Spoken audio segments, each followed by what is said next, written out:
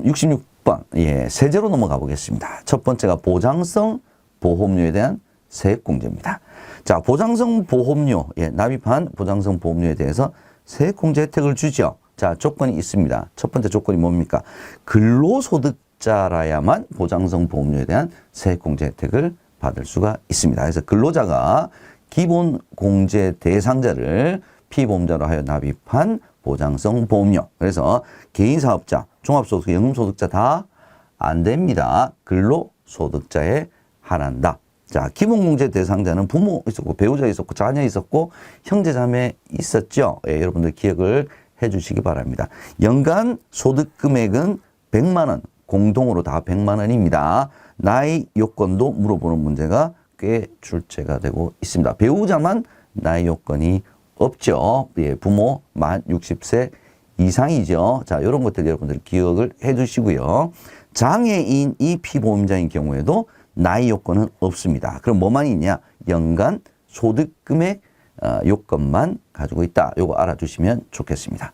자, 보장성 보험료를 두 가지로 나눕니다. 일반 보장성 보험료와 장애인 전용 보장성 보험료.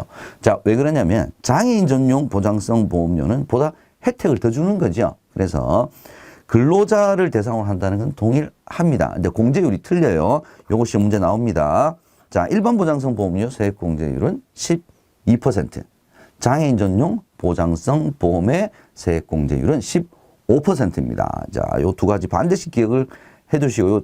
시험 문제 자주 나옵니다. 자, 한도 똑같아요. 연간 100만 원 한도로 세액 공제를 받을 수가 있습니다. 장애인 전용 보험의 세액 공제 조금 더 자세하게 살펴보죠. 자, 기본 공제 대상자인 장애인이 피보험자 보험 수익자 인 경우에 별도로 세액 공제를 해줍니다.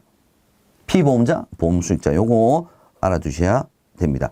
근로자 본인, 근로자 본인 장애인이에요. 장애인이 장애인 전용 보험 가입 시에 일반 보장성 보험과는 중복 공제되지 않는다. 이건 무슨 뜻이냐면 보장성 보험료를 하나를 가입했어요. 하나를 한 개인데 이제 장애인이 이제 자기 거를 가입을 했다는 거죠. 그럼 장애인 전용 보험에 대해서 보장성 보험료 세액공제 15%도 받고 하나를 가지고 일반 보장성 보험의 세액공제 12%또 받고 이건 안 된다는 뜻입니다. 중복공제는 되지 않는다. 요거 기억을 해 두시고 요거 계산하는 문제가 한번 나온 적이 있었습니다. 참고해 주시기 바랍니다. 67번 출제 포인트 연금계좌 세액공제로 넘어가 보겠습니다. 보장성 보험료 세액공제는 근로소득자를 대상으로 했죠. 예, 연금계좌 세액공제는 근로소득자가 아니라 종합소득자이면 누구나 다 받을 수가 있습니다. 자, 중요한 거 뭡니까? 한도 600만 원, 퇴직연금까지 포함하면 900만 원입니다. 그래서 연금계좌 자체는 600만 원이 맥시예요. 근데 퇴직연금은 900만 원, 포함하면 900만 원이죠. 그래서 어떤 뜻이냐면 연금저축은 빵인데 퇴직연금이 900만 원이에요. 그러면 900만 원 다 세액공제 받을 수 있다는 뜻입니다. 반대로 연금계좌는 900만 원인데 퇴직연금이 빵이에요. 자, 그러면 얘는 600만 원 한도기 때문에 900만 원을 다 못 받고 600만 원만 받을 수 있다. 이 뜻입니다. 기억을 해 두시고요. 자, 세율도 조금, 예, 공제율도 조금 다릅니다. 자, 종합소득자 12%, 일반적인 12%예요. 근데 종합소득 금액 4,500만 원, 요거 기억해 두셔야 됩니다. 근로소득 5,500만 원 이하인 자는 우대해줘요. 더 세공제를 많이 해줍니다. 몇 퍼센트? 15%. 자, 보장성 보험료도 12, 15 있었죠. 연금계좌 세액공제율도 12, 15가 있습니다. 자, 여기서 연금계좌라고 할 때 퇴직연금계좌가 이제 포함인데 퇴직연금 나중에 또 우리 공부를 하겠지만 세 가지 종류가 있었습니다. DB, DC, IRP가 있었죠. 그 중에서 확정급여형, DB형 퇴직연금 계좌는 연금계좌, 세액공제를 받을 수 있는 연금계좌에 포함되질 않는다. 요거를 반드시 기억을 해 주십시오. 함정, DB형 포함된다. 내지는 저축성 보험이 연금계좌 세액공제를 받을 수 있다. 뭐 요런 함정이 나올 수 있습니다. 추가적으로 개인종합자산관리계좌 ISA 만기 시에 만료된 날로부터 60일 이내에 연금계좌로 추가 납입할 수 있습니다. 그때는 10%, 추가 납입액의 10%, 300만 원, 둘 중에 낮은 금액이죠. 한도로 세액공제를 받을 수가 있습니다. 요 10% 300만 원 요게 시험 문제 나올 수가 있고요. 자, 2025년도에 추가된 내용입니다. 1주택 고령 가구가 가격이 더 낮은 주택, 팔고 더 낮은 주택으로 이사를 하고 그 차익을 가지고 연금계좌에 추가 납입을 할 수가 있습니다. 1억 원 한도까지 세액공제를 추가적으로 더 해주겠다 하는 내용이 추가되었습니다. 시험 문제는 어떤 형태로 나올지는 아직까지는 알 수는 없지만 새롭게 추가된 내용이기 때문에 여러분들 기억을 해두시기 바랍니다. 조건이 있습니다. 거주자 또는 배우자 60세 이상, 부부 합산 1주택, 기준 시가가 12억 원 이하, 양도일로부터 6개월 이내에 연금계좌로 납입을 해야 된다라고 하는 요건들 일단 여러분들 눈으로라도 내용이 있었다라는 점 살펴주시면 되겠습니다. 68번 출제 포인트 저축성 보험 보험 차익 비과세 요건 살펴보도록 하겠습니다. 자, 저축성 보험 세 가지로 구분되고 있습니다. 일시납 저축성 보험, 월적립식 저축성 보험, 종신형 연금보험 계약. 자, 이렇게 세 가지로 나눠집니다. 각자가 다 시험 문제에 나올 수 있는 내용이고요. 2024년도에는 종신형 연금보험 계약의 비과세 요건에 대해서 시험 문제가 더 많이 출제가 되었다는 점만 참조를 하시되 그렇다고 해서 계속 종신이 많이 나올 거다. 이렇게 생각하시면 안 됩니다. 다 나올 수 있습니다. 자, 일시납 저축성 보험에서 제일 중요한 것은 뭐냐? 납입할 보험료 합계액이 1억 원 이하. 요게 아주 키고요. 월 적립식 저축성 보험의 비과세 비과세 요건은 다 암기를 하셔야 됩니다. 계약 기간 10년 이상, 납입 기간 5년 이상, 기본 보험료 균등해야 되고요. 자, 선납 기간 6개월 이내여야 되고요. 월 보험료 한도액은 150만 원입니다. 그래서 얘가 300만 원이다. 이렇게 함정으로 나올 수가 있다는 점 기억을 해두시고요. 종신연금보험 계약은 55세 이후부터 수령해야 되고요. 연금 형태로만 보험금을 지급을 받아야 합니다. 자, 일시금 형태로 받을 수 있다. 이거 틀렸습니다. 이렇게 지문에 잘못된 함정 이렇게 딱 하나 이렇게 집어넣고 나면 우쓱 읽어보다 보면 틀린 걸 찾기가 좀 쉽지가 않아요. 그래서 하나하나 이런 함정들은 자세히 살펴보시기 바랍니다. 사망 시 연금 재원 소멸 해야 되고요. 사망일 전에는 중도 해지를 하지 못합니다. 추가적인 내용 한번 살펴보겠습니다. 자, 연금 저축 계좌는 보험료 납입 시 세액공제 받을 수가 있습니다. 이게 세제 적격이죠. 그리고 연금 수령 시에 저율 분리과세 3에서 5% 혜택이 있죠. 그러나 연금보험은요. 연금보험은 생명보험 회사에서만 파는 거죠. 세액공제 없습니다. 연금 수령 시 보험차익 비과세 혜택만 받을 수가 있습니다. 그래서 연금저축계좌와 연금보험의 세제 혜택은 서로 다르다. 이렇게 여러분께서 알아두셔야 될 것 같습니다. 단체보장성 보험. 네, 얘도 세제 혜택이 있습니다. 연 70만 원 이하의 금액을 보험료로 부담하는 경우에는 종업원의 소득이나 복리후생비에, 소득이 아니죠. 복리후생비에 해당이 되기 때문에 회사는 손금, 즉 경비로 인정을 받고 종업원은 별도의 세금을 부담하지 않는다. 70만 원 여러분 알아두셔야 될 내용입니다. 다음 69번째 상속 및 증여재산으로 보는 보험금. 상속재산으로 보는 보험금, 증여재산으로 보는 보험금. 자, 이렇게 산식이 있는데 이거 산식을 다 외우실 필요는 없습니다. 자, 그러면 기본적으로 뭐냐면 보험료 납부자와 수익자. 자, 보험료를 납입한 사람이 있죠. 그죠? 그 다음에 수익자가 있습니다. 자기가 보험료를 납입하고 자기가 보험금을 수령했다. 이때는 과세가 되질 않습니다. 그러면 기본적으로 증여세가 부과가 되든지 상속세가 부과가 될 때는 납입자와 수익자가 달라야 된다는 거죠.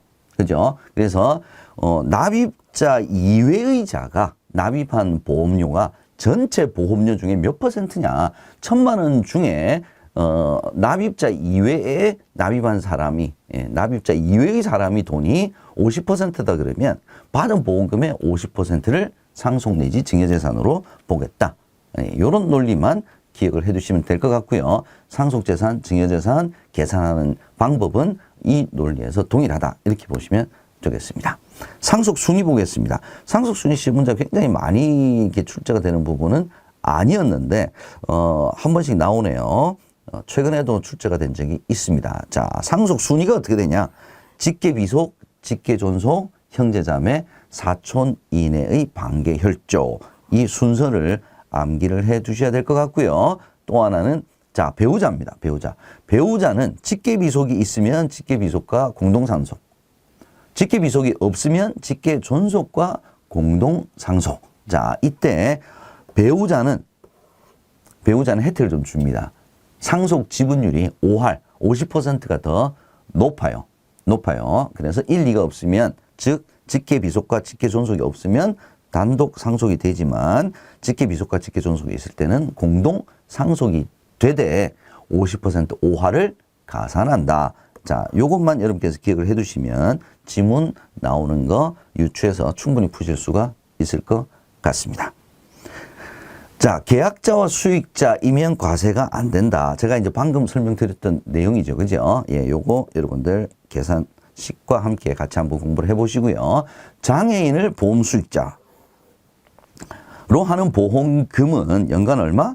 4천만 원 한도로 증여세를 비과세합니다. 자, 그러면 장애인 전용 보험은 두 가지 세제 혜택이 있습니다. 납입 시 보험료에 대한 세액공제 혜택이 있었죠. 그때는 장애인이 피보험자 수익자여야 되고요. 예, 증여세를 비과세 받기 위해서는 장애인이 반드시 보험 수익자, 받는 사람이 장애인일 경우에 얼마? 연간 4천만 원. 이것도 시험 문제 자주 나옵니다. 한도로 증여세를 비과세합니다. 어떤 법률을 근거로 증여세를 비과세하느냐? 증여세니까 당연히 상속세 및 증여세법에 따라서 증여세를 비과세한다. 여러분 반드시 이 부분은 알아두셔야 되겠습니다. 다음으로 피상속인의 사망으로 인하여 지급받는 보험금, 당연히 상속재산으로 보겠죠. 상속세는 여러분 뭘 암기를 하시냐면 10, 20, 30, 40, 50 이걸 암기를 해 주십시오.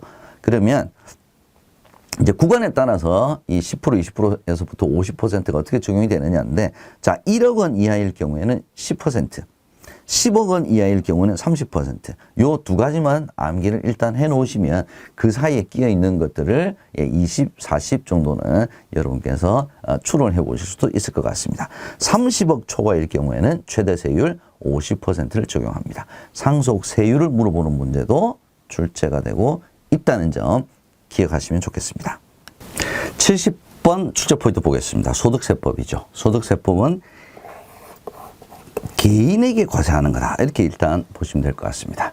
과세 원칙은 종합과세 원칙, 그 다음에 분류과세 원칙, 분리과세 원칙 이렇게 세 가지가 적용이 되는 소득으로 나눠집니다. 일단 기본적으로 소득세는 개인의 소득세는 열거주의, 즉 열거된 소득에 대해서만 과세를 한다는 거죠. 그게 9가지입니다. 이자소득, 배당, 사업, 근로, 연금, 기타, 퇴직, 양도, 금융, 투자 소득입니다. 자, 기본적으로 종합과세의 원칙이 적용이 되지만 이 중에서 분류과세 하는 게 있습니다. 이것이 문제 자주 출제되죠. 퇴직, 양도, 금융, 투자 소득입니다. 그래서 다음 중 분류과세 대상 소득에 해당되는 것, 되지 않는 것 이렇게 물어보는 문제가 많이 나옵니다. 연금소득은 기본적으로 종합과세 대상 원칙입니다. 분리과세가 적용이 되는 경우가 세 가지가 있습니다. 자, 이자, 배당소득, 즉 금융소득이죠. 이자, 배당소득의 합계액이 2천만 원 이하일 경우에 14% 분리과세 적용이 되고 과세는 끝이 납니다. 또 하나는 사적연금소득의 합계액이 1,500만 원, 1,500만 원 이거 시험 문제 나올 수 있죠. 예, 이하일 경우에는 3에서 5% 저율 분리과세 혜택이 있습니다. 1,500만 원을 초과하게 되면은요, 15% 분리과세를 선택하든지 아니면 뭐 종합과세를 선택하든지 선택할 수가 있습니다. 그리고 기타 소득 금액이 얼마? 300만 원 이하인 경우에 분리과세 적용을 받을 수가 있습니다.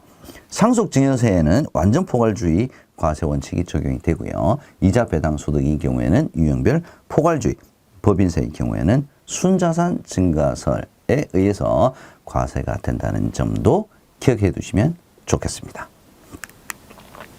71번 출제 포인트 보겠습니다. 종합소득세 계산 구조입니다. 자, 과세 표준에 따라서 세율을 적용을 합니다. 6에서 45%까지 적용이 됩니다. 자, 과세 표준 구간에 따라서 세율이 달라지겠죠. 예전에는 1,400만 원 이하일 경우 쉬운 문제, 세율을 물어보는 문제가 나왔는데 최근에는 5,500만 원 초과 8,800만 원 이하 아니면 8,800만 원 초과 1억 5천만 원 이하일 경우에 24%, 35%를 물어보는 문제가 출제가 되고 있다는 점 참고해 주시기 바랍니다. 해당 연도의 소득에 대한 소득세는 그 다음 해 5월 한 달 동안 신고를 하게 되어 있습니다. 이게 종합소득세 신고 기간이죠. 5월 1일부터 5월 31일까지 신고를 해야 되고요. 산출세액, 세액이라고 하는 거는 그럼 세금 얼마 내야 되니? 그거죠. 그건 뭐냐? 과세 표준에다가 세율을 곱한 금액이 바로 세액이 되겠죠. 기억해 주시기 바랍니다. 72번 금융소득에 대한 과세 보겠습니다. 금융소득은 이자소득과 배당소득을 합한 거죠. 그래서 기본적으로 원천징수 14%로 분리과세하는 것이 기본적인 원칙입니다. 자, 이 중에서 이자소득이 뭐고 배당소득이 뭐냐? 이자소득은 일반적으로 우리가 예금을 해서 받는 이자, 채권에서 발생하는 이자, 뭐 이런 것들이 우리가 기본적인 이자소득에 해당이 되고요. 최근에 이 배당소득을 물어보는 문제가 출제가 되고 있네요. 배당은 이제 법인으로부터 받은 배당을 말하는데 현금으로 받은 거, 주식으로 받은 거, 배당이면 다 배당 소득에 해당이 됩니다. 국내의 집합투자기구로부터의 이익, 즉 펀드에서 받은 이익은 이자가 아니에요. 이자 소득 아니에요. 배당 소득에 해당이 된다는 점도 기억을 해 두시기 바랍니다. 이거는 뭐 작년까지는 좀 쉬운 문제 많이 출제가 된 적이 있습니다. 국내의 집합투자기구로부터 받은 이익은 이자 소득이다. 뭐 이렇게 오답 지문으로 나온 적이 있습니다. 기본적으로 2천만 원 이하인 경우에 금융소득이 원천징수세율 14%를 분리과세하지요. 2천만 원이 초과하게 되면 다른 소득과 합산하여 종합과세 대상이 됩니다. 여기서 중요한 것은 뭐냐? 금융소득 중에서 이자소득 플러스 배당소득 금융소득이죠. 비과세 또는 분리과세를 제외한 비과세 분리과세는 이미 과세가 적용돼서 끝났어요. 그렇기 때문에 금융소득에 포함을 시키지 않습니다. 얘를 제외한, 포함한 그러면 틀린 거예요. 제외한 개인별, 부부 합산 아닙니다. 개인별 금융소득이 2천만 원을 초과하는 경우에 그때 종합과세 대상이 된다라는 점도 여러분께서 알아두시면 좋겠습니다. 금융재산 상속 공제까지 알아보도록 하겠습니다. 자, 순금융재산, 즉 금융재산 전체에서 채무가 있으면 그걸 빼주는 거죠. 자, 이게 상속이 되었을 때 공제를 해줍니다. 공제 한도는 2억 원입니다. 순금융자산의 20%를 곱해서 2억 원 한도로 상속 공제를 해줍니다. 자, 이 중에서 요 시험 문제 출제가 돼요. 2천만 원 이하, 순금융자산 2천만 원 이하다. 전액 공제 줍니다. 세금 안 낸다는 소리죠. 2천만 원 초과 1억 원 이하, 즉 3천만 원이다, 5천만 원이다, 8천만 원이다. 다 일괄 2천만 원을 적용을 한다. 얘가 시험 문제 많이 나옵니다. 순금융자산이 8천만 원인 경우에 공제금액은 2천만 원이다. 이게 정답입니다. 어떤 함정이 있었을까요? 순금융자산이 3억 원일 경우. 3억 원이면 1억 원 초과죠. 곱하기 20%. 6천만 원이 상속공제금액이죠. 왜? 6천만 원이 2억 원 한도 이내이니까. 자, 요런 2천만 원이다. 요런 함정이 나올 수가 있다는 점도 알아두시면 좋겠습니다.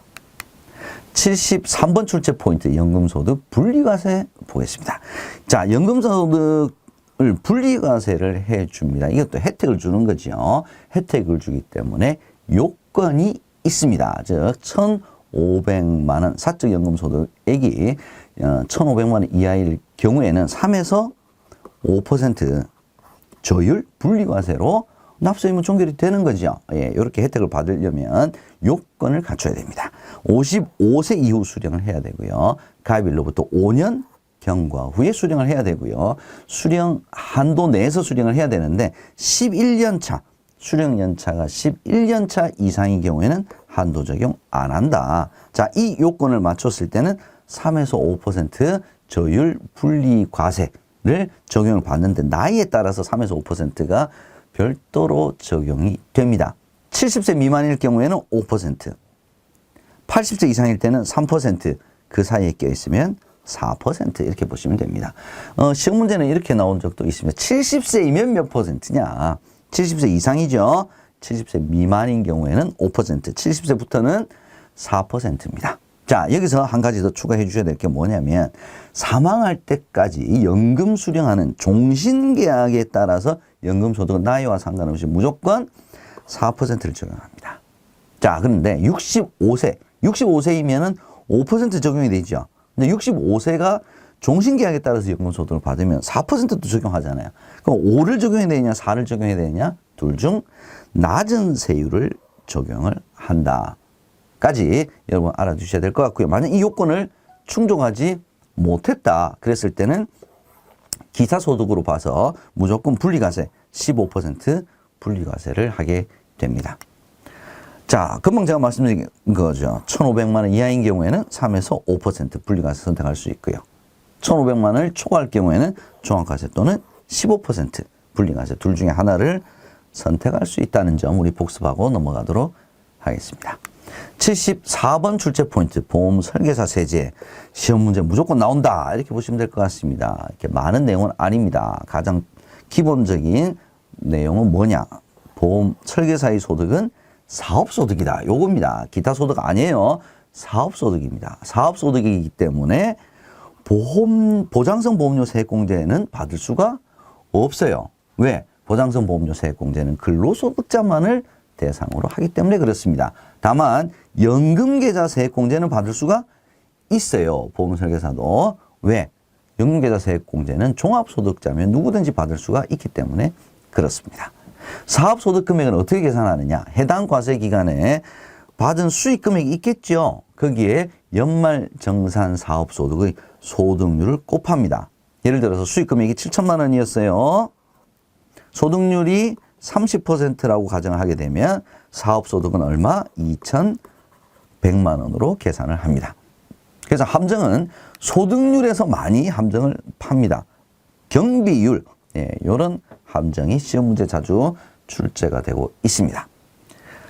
연말정산 대상 사업소득 외에 다른 종합소득이 또 있거나 직전과세 기간 수익금액이 7,500만 원 이상인 경우에는 연말정산으로 납세 의무가 종결되지 않습니다. 그래서 종합소득세 확정신고를 해야 돼요. 언제? 동일합니다. 전년도 소득에 대해서는 종합소득세 언제 합니까? 5월 1일부터 5월 31일까지 해야 됩니다. 자, 그러면 사업의 수익금액이 7,500만 원 이하인 경우, 자, 이때 적용하는 것이 바로 간편장부 대상자입니다. 이건 반드시 이 용어는 기억을 해 두셔야 됩니다. 간편장부 대상자가 어떤 사람이냐? 자, 첫 번째, 직전과세 기간의 수익금액이 7,500만 원 미만.